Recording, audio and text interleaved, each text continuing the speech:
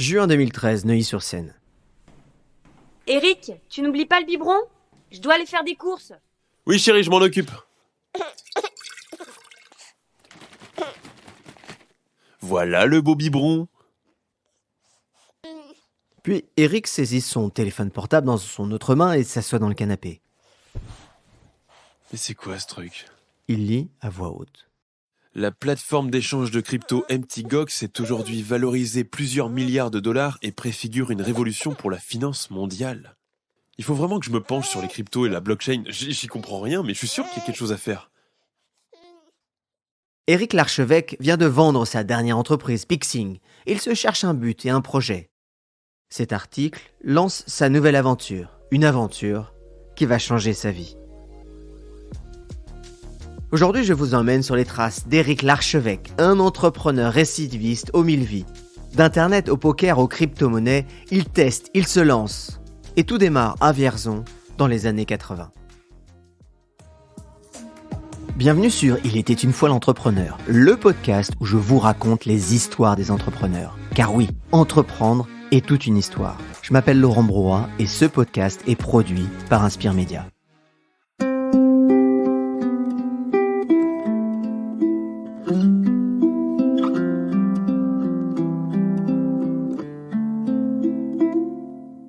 Eric naît en 1973 à Boulogne-Billancourt, mais il n'y reste pas longtemps.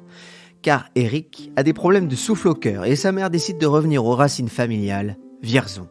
Alors oui, Vierzon, une ville de 25 000 habitants située entre Orléans et Tours, en plein centre de la France.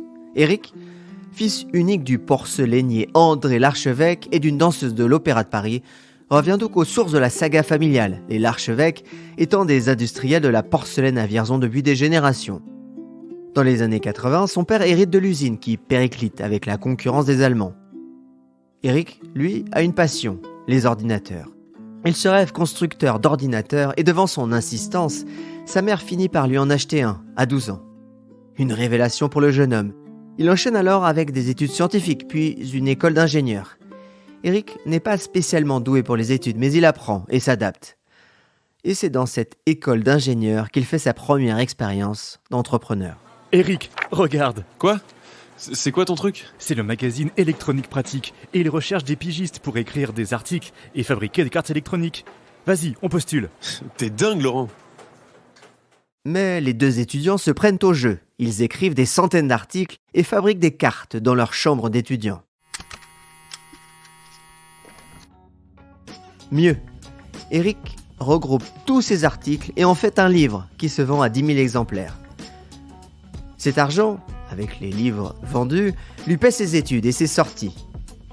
Il sera désormais entrepreneur, quand ses camarades de promo rêvent de grandes boîtes. Avec les droits d'auteur du livre, il ouvre alors sa première entreprise, France Cybermédia. Eric et Laurent se lancent dans l'entrepreneuriat tout juste sortis d'école. Ils proposent alors à leurs clients d'héberger et de créer leur site internet. Les deux hommes apprennent tout sur le tas. Ils vivotent au SMIC jusqu'en 98, où, dans leur bureau de Saint-Denis, ils arrivent enfin à une idée. Non mais, Eric, ça fait 3 ans qu'on trime pour gagner un SMIC. C'est plus possible. Oui, je sais, ouais. Tu as vu le nouveau modèle américain de rémunération pour les sites ? L'affiliation ? Oui, on devrait faire la même chose et proposer à tous les sites un système de liens d'affiliation et on prend un pourcentage des ventes du site. Ok, testons. On n'a plus rien à perdre. La nouvelle société Montorgueil SAS est créée et l'activité est un carton immédiat en 1998. En 4 ans, ils atteignent 20 millions d'euros de revenus. Pourtant, Eric est cramé. Les nombreuses nuits dans les bureaux et le rythme de travail l'ont mis au bord de l'épuisement. Surtout avec ses problèmes de cœur. En 2002, il propose de partir en Roumanie pour ouvrir des bureaux. Un nouveau départ pour Eric.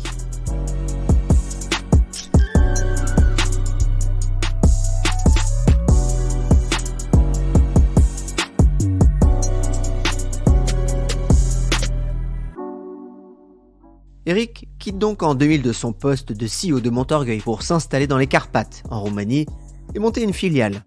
Il recrute alors 50 personnes en 3 ans et pratique le snowboard, surtout souffle, pour la première fois depuis 7 ans. Mais au bout de 2 ans, il commence à s'ennuyer. Il a peu d'amis et surtout la vie à Bucarest lui pèse. Sa résolution se confirme l'été 2005. Hôtel Bucarest. Garçon, un café s'il vous plaît. Quelques minutes plus tard, le garçon arrive. Eric se penche et lui dit: Je suis désolé, mais il y a encore des miettes sur la table. Vous pourriez nettoyer la table ? Le garçon le regarde, puis sans un mot, reprend le café. Se penche sur la table et souffle sur la table pour enlever les miettes. Et repose la tasse. Eric n'en croit pas ses yeux. Il prend à peine son café et se dit: Non, c'est plus possible. Il faut que je parte. Direction la Lettonie. Il est fait du conseil IT, puis de l'immobilier. Il devient même promoteur immobilier. Puis il s'associe avec un ami français et lance un hôtel design, le Dodo Hotel. Hôtel qu'il a du mal à financer malgré ses activités immobilières, jusqu'à la vente de Montorgueil pour 22 millions d'euros. Il en récupère lui-même plus de 8. Eric est alors un homme riche en Lettonie. Pourtant, il s'ennuie vite et se découvre une nouvelle passion. Distribution du flop, messieurs, dames, pour cette première partie de poker de la soirée. Je vous écoute. Je suis... Un jour, Eric s'assoit au hasard à un tournoi de poker et le gagne. Il attrape le virus du jeu et se passionne pour le poker. Il achète alors et lit des dizaines de livres sur le sujet et suit les meilleurs joueurs. En 2 ans, il atteint même le top 5 en France avec des gains cumulés de 500 000 euros. Mais comme il le confie un soir à sa femme... Non mais chérie, si les enfants doivent dire ce que leur père fait, qu'est-ce qu'ils diront ? Mon papa joue aux cartes pour gagner sa vie. Non, c'est pas possible. Et oui, Eric est père une première fois en 2008, puis une deuxième fois en 2009. Du poker, il en garde une capacité à négocier, une gestion des risques et des émotions. En 2010, il revient à Paris avec femme et enfants. Un nouvel homme depuis la Roumanie. De nouvelles aventures aussi.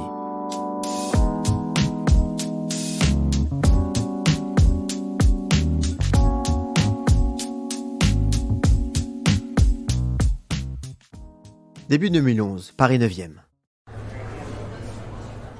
La foule est nombreuse pour l'événement Start in Paris. Thomas France, jeune consultant, se promène dans les allées de cet événement où des startups prometteuses présentent leurs produits pour trouver investisseurs, associés ou clients. Et alors qu'il avance dans l'allée, son attention est attirée par un jeune homme blond, grand et en chaussettes qui pitche son produit devant 2 jeunes femmes. Il s'arrête quelques instants et regarde le nom de l'entreprise. Prixing, le comparateur de prix du quotidien. Il s'arrête puis, après avoir attendu quelques minutes, pose ses questions au fondateur. Comment ça fonctionne ton appli ? C'est simple, n'importe quelle personne avec son portable peut scanner un code barre en magasin et comparer le prix d'un produit avec tous les supermarchés alentours. Attends, je ne comprends pas. L'appli est fonctionnelle ? Éric Larchevêque vient de rencontrer Thomas France, celui qui va devenir son associé sur les prochaines années. Thomas est bluffé par l'application et rejoint Éric. Il est celui qui a le réseau et développe le modèle économique de Prixing, la nouvelle aventure d'Éric. Les 2 hommes lèvent rapidement de l'argent avec un fonds, puis 3 ans plus tard, ils revendent la solution. Le potentiel de croissance est limité. Éric a peur de s'ennuyer et surtout, il veut une croissance exponentielle. Et c'est en donnant le biberon à son 3e enfant en 2013 qu'il décide de se lancer dans les cryptos. Puis Eric saisit son téléphone portable dans son autre main et s'assoit dans le canapé. Mais c'est quoi ce truc ? Il lit à voix haute. La plateforme d'échange de crypto MTGOX est aujourd'hui valorisée plusieurs milliards de dollars et préfigure une révolution pour la finance mondiale. Pour Eric, le Bitcoin, la crypto, est une rupture technologique de la même ampleur qu'Internet. Il ne veut pas rater ce virage. Il rencontre, il lit, il teste. Avec Thomas France, il lance alors un projet qui doit l'aider à identifier les opportunités, la maison du Bitcoin. Personne ne comprend ce qu'ils font car la bulle Bitcoin éclate en 2014, le cours est divisé par 5. Et Eric et Thomas mettent quand même 1,5 million d'euros sur la table. Leur maison du Bitcoin doit leur permettre d'évangéliser les cryptos, d'en acheter, mais aussi d'accueillir les meilleures startups en crypto. Et c'est là que tout se joue pour Eric en 2014.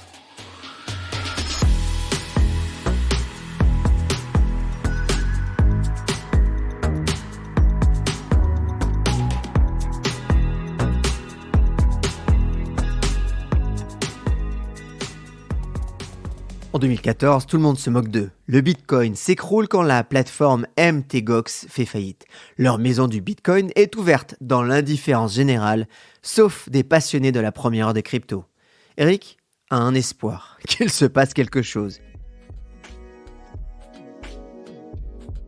Il fait alors 2 rencontres déterminantes. D'abord, Nicolas Baca, fondateur de BTChip, le premier hardware pour les bitcoins, une sorte de portefeuille en carte à puce.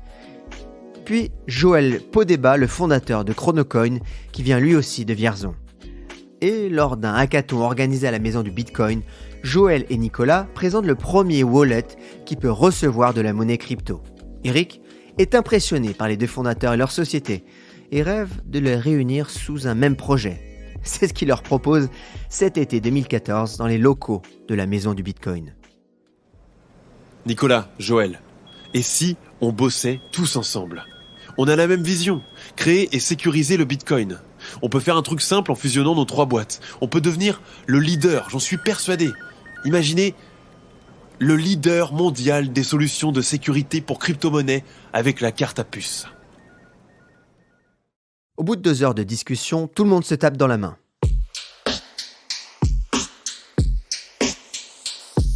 Ledger est né. Eric devient le CEO, mais les débuts sont difficiles. Il y a quand même 3 boîtes, 8 associés au total, et il brûle beaucoup d'argent. Qui plus est, faire un objet physique avec la R&D, c'est coûteux, et c'est surtout très complexe. Ils réussissent pourtant à trouver des fonds, 1,2 million d'euros avec des business angels, puis 500 000 euros avec la BPI. En 2015, ils créent leur premier prototype de portefeuille avec carte à puce pour crypto. Les ventes sont faibles et ils se financent grâce à leur activité de courtage de crypto. Le Wallet Ledger fournit tout, système d'exploitation propre et une clé privée. Quasiment les seuls à faire ça au monde. Puis, Eric décide de séparer la maison du Bitcoin de Ledger en 2 sociétés différentes. Son associé, Thomas, part aux US avec comme mission développer Ledger dans la vallée. Pourtant, en 2016, ils n'ont plus d'argent.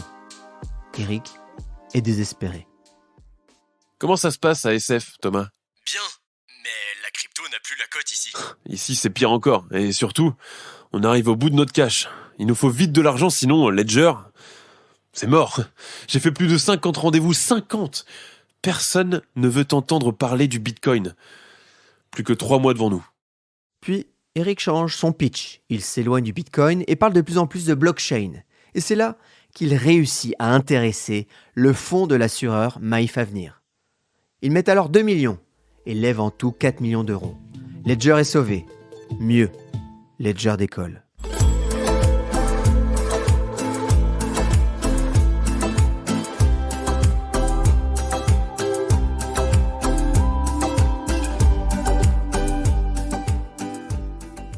Mai 2017, la maison du Bitcoin. Ce matin-là, le board de Ledger se réunit pour finaliser les levées de fonds et préparer les prochaines.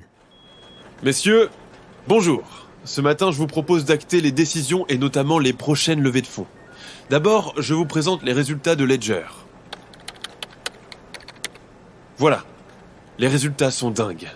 Toutes les cryptos explosent. Le Bitcoin, l'Ethereum, le XRP Ripple et nous atteignons des ventes de nos produits de 50 000 euros par jour. Le mois dernier, presque 2 millions d'euros de ventes. Nous sommes les seuls positionnés sur ce marché de la sécurisation avec des clés. Merci Eric. J'ai 2 questions. La première, quelles sont les prochaines étapes ? Et la deuxième, on avait signé avec Maïf Avenir pour travailler sur des projets de blockchain, et vous ne parlez que de Bitcoin. La prochaine étape, avec une croissance pareille, c'est rapidement une nouvelle levée de fonds dès 2018, en visant les 40-50 millions d'euros. Et pour ma deuxième question... Je ne sais pas. Il faut qu'on en discute. Nous, on n'a pas signé pour ça. Il faut trouver vite une solution. Et si on rachetait vos actions ? Ils rachètent les parts de la Maïf, le double de leur mise initiale quelques semaines après. Ledger fait une levée de fonds de 75 millions d'euros en 2018 et devient une licorne. Mieux, ils deviennent le leader mondial des solutions de crypto sécurisées avec des clients dans le monde entier, des entreprises aux institutions. Eric a réussi son pari. Pourtant, Ledger est très dépendant du marché des cryptos. En 2018, le marché s'effondre à nouveau et en 2019, il doit faire des choix. Vierzon, usine de Ledger. Thomas, Les ventes sont mauvaises et le board nous met la pression. Il faut changer des choses. À chaque fois que le marché se retourne, on y a le droit. Les ventes de Ledger Nano S et Nano X ont été divisées par 2. Oui, qu'est-ce qu'on va faire? Il faut se séparer d'une partie des salariés et resserrer les vis en termes de dépenses. Tu crois que ça suffira? Non. Avec l'arrivée de Pascal Gauthier qui m'a bien secondé pour diriger Ledger, les choses ont bien avancé, mais je pense qu'il est temps pour moi de céder la main. Eric, tu plaisantes? C'est toi qui nous as amenés ici. Réfléchis bien. Oui, Eric réfléchit bien. Il quitte ses fonctions de CEO en avril 2019. Le cœur lourd. Siège de Ledger, Paris. Bonjour à tous. Je le prépare déjà depuis de nombreuses semaines, mais c'est désormais Pascal Gauthier qui va diriger Ledger. J'ai décidé de prendre du recul dans l'opérationnel. J'en ai parlé à certains, mais j'ai aussi des problèmes de santé et je vais en profiter pour m'installer à Vierzon et prendre du temps pour moi. Merci pour tout ce que vous avez fait pour moi et pour Ledger. Merci, Eric. Une nouvelle étape pour Eric. Il est temps de prendre soin de lui.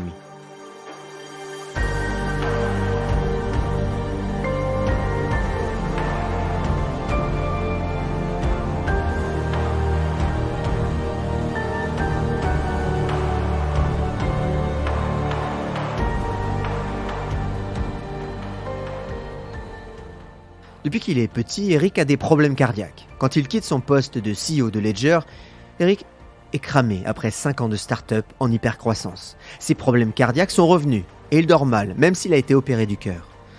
Vierzon est sa capitale. D'ailleurs, il y a aussi installé l'usine de Ledger qui fabrique les wallets. Thomas, j'aimerais installer l'usine de Ledger à Vierzon. Quoi? C'est où Vierzon déjà? Arrête, tu sais très bien que c'est ma ville. Et quel est l'intérêt pour Ledger? La main-d'œuvre, l'immobilier est moins cher et surtout, ce que personne ne sait, c'est que Vierzon est un nœud ferroviaire et routier. Après quelques mois d'études, le projet est accepté par le board. L'usine Ledger est construite à Vierzon. En 2019, il quitte Ledger du jour au lendemain et s'installe définitivement à Vierzon avec ses 3 enfants et sa femme. Désormais, Eric recherche une slow life. Il achète un domaine de chasse à 20 minutes de Vierzon et développe différentes activités. Eric, t'es où? Je suis dans le fond. Ah, je n'arrivais plus à te trouver. L'ingénieur pour l'installation de la permaculture est arrivé. Il faut que tu lui montres où est-ce qu'on va installer les plants. Ok, j'arrive. Pour Eric, tout est nouveau. Il aime la nature et il prend enfin du temps pour lui. Mais Eric ne s'arrête jamais. Il cherche déjà des nouveaux projets. Un coup de fil de son ami Pascal Gauthier, le nouveau CEO de Ledger, le pousse dans une direction inattendue.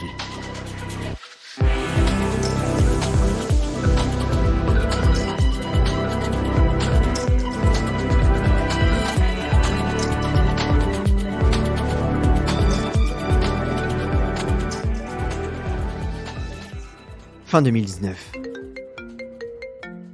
Salut Eric, je viens de parler de toi à la maison de production d'une nouvelle émission télé. Qui veut être mon associé? Ça pourrait t'intéresser? Le principe est que tu serais l'investisseur et des entrepreneurs viennent pitcher leurs projets devant toi. Ah, mais je connais. C'est l'équivalent de Shark Tank, l'émission américaine. Ça m'intéresse carrément. Tu as les coordonnées?